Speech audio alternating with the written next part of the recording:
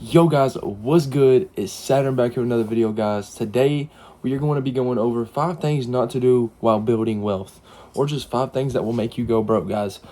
Today we're kind of doing a mixture of things. It can go either way, either title. It don't really matter, guys. But today we are going to be going over 5 simple steps not to do.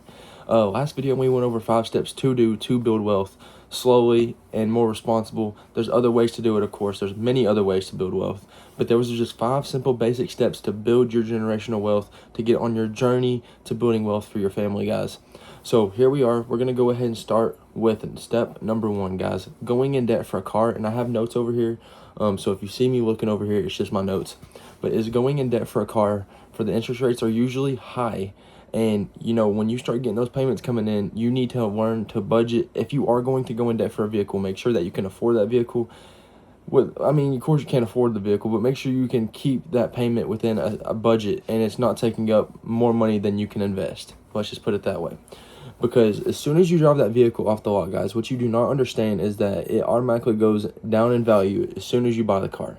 Not only that, over the time period that you're paying this car for the base price that it was set at, which was already probably over market value anyway, you're going to be doing payments on this vehicle that will slowly depreciate, and you're still paying $29,000 on a $15,000 car 8 years from now. And while that money drops, you're paying that on that same vehicle when you could have easily just used that money and bought a used vehicle if you would have saved up a little bit more, or bought a cheaper vehicle. You don't have to get a brand new one. Nowadays, 30 grand gets you pretty much a used vehicle. I mean, I could be wrong about that, but some of the cars I've looked at least, a used vehicle. 30 grand, I mean, fairly new, like 10, 15,000 miles on it. But like I said, guys, step number 1, going in debt for a car. I understand there's certain circumstances and stuff that goes on. I understand that, guys. Whatever. As long as you can keep that payment below the amount that you invest, and you can still invest more than your payment is each month, then I think it's okay. Because we all got to live some way, and some people just don't have that money. If you're just starting your wealth building journey and your car blows up, and you need a car fast, I understand, and a reliable car fast. If you're doing travel, or if you travel for work and stuff like that, I understand that, guys. I do. So there's definitely certain circumstances and stuff that I would say that it is okay. Just don't go in major debt. I mean, if you're gonna go, if you're gonna do anything, try and stay below the $10,000 range is what I'd say, and try and pay it off in a year. Because people have different outlooks on that, of course. Me personally, I'm not gonna go in debt for a vehicle just yet. I got a used car that I use. If I was to ever go in debt, possibly it would be an irresponsible decision to go in debt for my dream car. That would be the only exception, and that's because I'm a car guy. Let's get into step number 2, guys. Spending your emergency fund, guys. This might sound pretty crazy, and sorry if I'm talking kind of quiet. My throat hurts and stuff like that, so I'm still getting over my sickness. But spending your emergency money, guys. A lot of people don't understand this. You save up 5 to 6 months of your emergency fund, and all of a sudden that date starts to become an emergency. That new hobby you got becomes an emergency. The new MacBook becomes an emergency, and stuff like this, guys.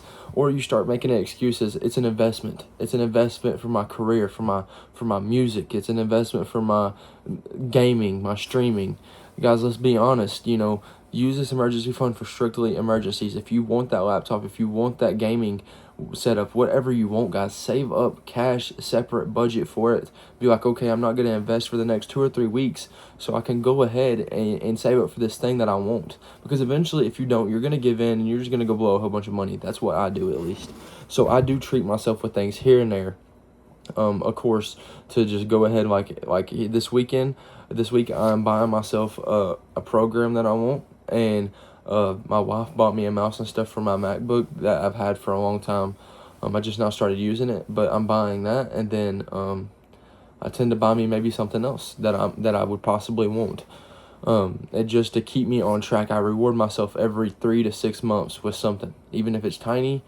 This program costs $200, so it's kind of a little bit of money, but it is what it is. You see my dog back there, guys, just don't mind him. But like I said, spending your emergency fund, guys. If you're not spending it on an actual emergency, either it gets you to work, or it's something preventing you from making money, or it's a health issue, don't spend that money, guys. Do not spend it. Do not spend that money. It's an emergency fund. Use it for an emergency. Use it as if your bank account had a section for emergencies only, and if you used it for anything but emergency, you're going to jail. That's the way I treat mine.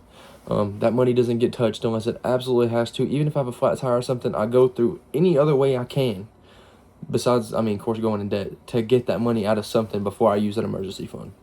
But yes, that's step number 2. Do not spend your emergency fund, even though it's tempting. It's a bunch of money.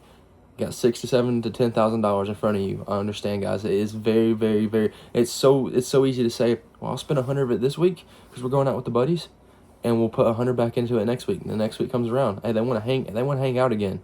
Therefore, don't even get into the habit of doing that. If you don't have the money, tell them it's not in your budget. They can kick rocks, whatever they got to do. Y'all can find a way to hang out for free. That's the way I look at it. And if they ain't good enough, and if they ain't, good enough friends to respect that, then I don't know what to tell you. So, number 3, let's get into the number 3 right here, guys. Investing in stocks you have no clue about. I feel like anytime you get into the get-rich-quick scheme, or the let's just say the get rich quick scheme, and especially when you're new in investing and you see all these different things, you tend to fall in this. Me, myself, and I have fallen into this. Actually, the stock I invested in that I didn't know about was actually a good kind of stock to invest in. Which I'm not a financial advisor before I say this, but Nvidia. I put a little bit of money in Nvidia when I first started. And, I'm a big fan on ETFs, and I'm not too big a fan on single stocks, but I do look forward to getting more into single stocks in the future because I do know they can be life-changing with research and stuff. But at the same time, you got to understand at the end of the day, you are taking a bit of more of a risk doing that. You got to understand that when you get into these things. But that's something that you understand before you get into it, like I said. It's something that you need to learn, you need to adjust, you need to read books on, you need to watch plenty of YouTube videos when you're at work, put an AirPod in if you're able to, listen to podcasts, and don't just listen to one person, listen to 4 or 5 different people. People like Dave Ramsey and stuff that's going to tell you ETFs is the way to go. I truly believe that it's the safest, most passive way to go long term. But if you want to get trying to hit a little play or something, I understand that. I look forward into the future with a little bit of extra money when it comes upon my hands. I'm gonna try and do a little play. I've invested myself into a little bit into Nvidia, Dr. Pepper. I work for KDP, so I've invested in my company a little bit. I see it going nowhere but upwards. I invested in KDP. I invested in Nvidia. I've also invested a little bit into crypto. I've lost a lot of money in that. Not a lot, but I mean, I've invested a few $100 in there. But I mean, who knows? Maybe one day it'll be something. A couple $100 won't hurt me. A couple thousand will, guys. So don't keep saying that to your head. But I if I hit a play, I hit a play. If not, whatever. I put enough in there for it not to bother me. Let's just put it that way. The money I put into these single stocks is money I'm willing to lose. Is the way I put it. But yeah, just do not invest in an individual stock or anything that you're not familiar with, even the S&P 500. Go do your research on it, guys. Do your own hard-sought research. Some people think you just put money in and you magically get money back. You need to understand there's going to be downturns, there's going to be upturns. You have to wait and be patient, guys. You don't put $1 million in and get 1.1 back instantly over the next night. Like my money right now, currently in my individual investment account, on like a brokerage, is down right now. But I mean, we're in war and everything right now, so I expect it to be down, but I'm still buying in, especially in my Roth and stuff. I'm still buying in at a discount, I would say. And when it goes back up, hey, we're going to be on top. We're going to be on top more than ever. So there we go, guys. You just got to keep on buying and stuff like that. That's what my way to do it is. But yeah, so like I said, investing in stocks that you do not know, do not do that, guys. It is not worth it. It's not worth your time. I mean, you might be able to hit a lucky play, like you might be able to scratch off a lucky ticket or something. I don't know, but I think it's just smarter if you do your research. It's always smarter if you do your research in anything and stuff like that. You need to learn a little bit before you start going in here throwing hundreds of your own dollars into this, because you could easily spend them hundreds of dollars on something that gives you enjoyable. You can invest it into a camera or something and start a YouTube channel and have more of a chance of hitting something big than investing in an individual stock. Let's just put it that way. You just never know. But do your research, especially on small companies and stuff like that, and you can hit a play. Just understand what you're getting yourself into, and there is quite a bit of risk into it. And guys, I apologize if this video is long. I keep it raw and stuff. I do plan on editing actually here more in the future. I got to get on top of that. I've been doing some other things, just upgrading the channel a little bit. I'm just kind of in a slow mode today.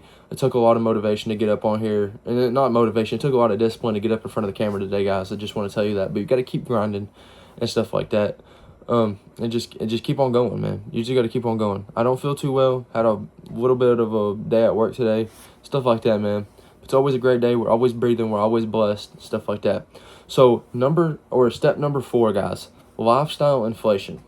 We all do this, but we should be disciplined, guys. We got to stay disciplined. I understand my next raise, personally, I think I've upped my budget a little bit too much. I'm still living comfortably, but honestly, I think my next raise I have, I'm going to keep it for myself. The next raise after that, I'll raise up 1%. But as of right now, the next raise I get, I'm going to keep it just the way it is because I feel like I need that money. Just because not necessarily lifestyle inflation. I've just been cutting it pretty close here with just the hours I've been getting. So I've been cutting it pretty close. So I think the next raise I get, I'm going to keep it for myself. We did just get a mileage raise, so I'm keeping that for myself. But the raise after this raise, I'm going to invest another percent into, whatever. But lifestyle inflation, or lifestyle creep, people would call it. You need to pay attention, guys. This stuff will creep in on you, and you won't even know it. I went from making $500 to almost $1,200 a week, $1,000 a week, plus, right? And I didn't change my lifestyle. At first I did. The first 2 months I did. Then I went right back to the old me and started saving that money and all this and that. And you might be asking, like, how do you live and everything like that? I'll get into that in a different video, guys. I'll get into my situation and all that in a different video. Of course, I got stuff I pay for and everything like that. But like I said, guys, I didn't let lifestyle inflation completely take me over. Now, I did get my months and my times when I was working out and stuff, going out to eat Mexican, going to Walmart after, getting some protein powder, eating all the healthy stuff that's like $10 for like 2 candy bars, stuff like that, stuff like that, the Quest and all that. And, it happens so fast and just stuff like that. And this stuff can really affect your wealth building journey by millions or hundreds of thousands of dollars. Just from 1 year of lifestyle inflation can be tens of thousands of dollars wasted that could have been in that stock market building you not passive, I guess you could call it passive income over time, guys. It definitely it takes a toll. You need to just make sure you doing a monthly. Me personally, I do a monthly net worth statement. Search up what net worth is and take your own definition on that and do your own math. Look up examples and stuff. I do my own rent on paper. You can do online ones and stuff like that. I do my own net worth budget, and I have a goal by the end of the year. As long as I hit that, I don't care if I'm above, over. I don't care. If I hit that goal this year, I'm happy. That's the way I look at it. And the way I know if I'm on the line to that goal, I look at what I made last month and what I saved last month and what I saved this month. If it's around the same, if more, then great. We're on track. We're good. And if we're saving over a certain amount, we're great. You just got to make sure to keep an eye on lifestyle inflation, going out to eat, riding around all the time. Even as simple as just going out and riding around all the time with gas. You don't understand that. That's also lifestyle inflation, guys. You can't just go in the next week and just live a completely different lifestyle that you're not used to budgeting for, especially when you're on a budget. Now, if you have a $900 check coming in and you're spending that whole $900 check on bull crap, then of course you can do that. But if you're budgeting like me, I have a very, very, very tight budget. I'm not a tightwad, but I have a tight budget. Therefore, I budget for everything I do. Food, groceries, gas, everything. It has a certain number on it. Not a percentage, I do a number, a price. That's how I do mine. I'm sure you can break it down into percentage, of course, but I do that, guys, and it helps me out tremendously. If I ain't got enough money, I ain't got enough money. It sucks for me. I'll wait till next week. And if it's affecting my life that hard, then like I said, I'll up my raise. My next raise I get, I'll keep that for myself, and that's what I'm gonna end up doing next raise. I mean, I'm not struggling or nothing, but I just feel like I could be a tad bit more comfortable. I've been kind of pushing it to the edge a little bit, like right there. Like I'm like $20 away from like just being right on the edge, so I got to calm down. Okay, next thing, guys, number 5, and I'm kind of embarrassed to say this, I'm gonna admit it on camera, guys. Gambling. Okay, gambling. There's this new game. It's not really gambling, on the phone that me and my buddies got into. It's like a card game. You open up cards, and they've made tons of money off of it. They have. Me personally, I've lost $30, and I don't think I'm gonna play it anymore. I might throw $5 on there here and there. Probably not, because it's not a good habit, guys.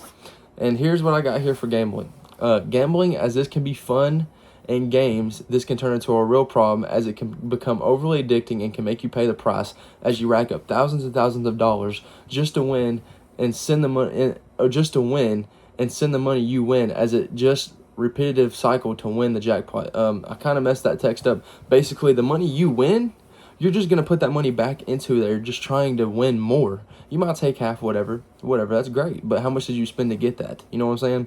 And you're trying to hit this jackpot or this big goal, right? And you keep on putting the money, even your winnings, into this, into this spot. And I searched it up. I don't know what kind of jackpot and what this is for, but able to win the jackpot, which is like whatever for gambling, is 1 in 7 to 8 million. So there you go, you have that, because it's 1 in 7 to 8 million, which is absolutely crazy, guys. That's actually wild.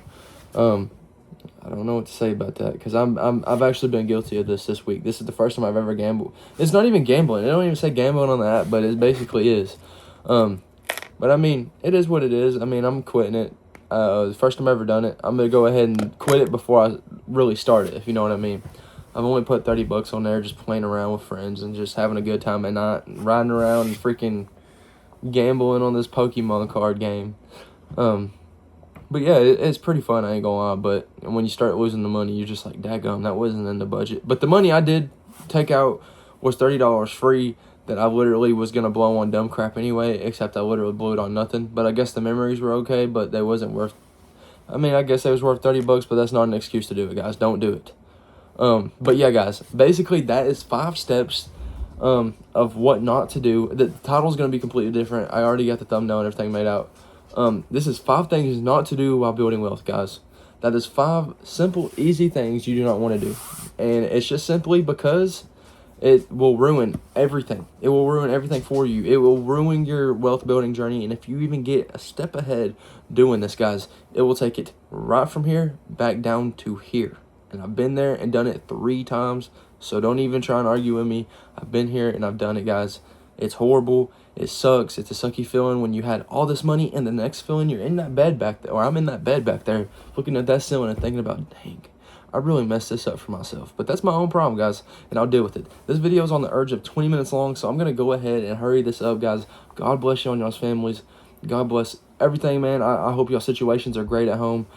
Financial, everything. I hope everything just goes great, man. In Jesus' name, I pray for y'all. I really do. I love all my supporters. I appreciate everything y'all do for me. Make sure you hit that like button, subscribe, and share this to many people. I need as many people as I can on this YouTube channel, man. I'm trying to build a community, a good community. I'm trying to better myself along with many others, older and younger generation. I want to lead y'all down the right path with God, and just trusting in Jesus, and just doing your finances right. So when you get a family and you find a wife or you find a husband, that you are already in the right direction. I don't want y'all going and wasting y'all's life, you know, and figuring it out at 33, like the statistics say. I want everybody to figure it out here soon, guys. So I love y'all, and peace out, man. It's Saturn. I'll see you on the next video. See y'all.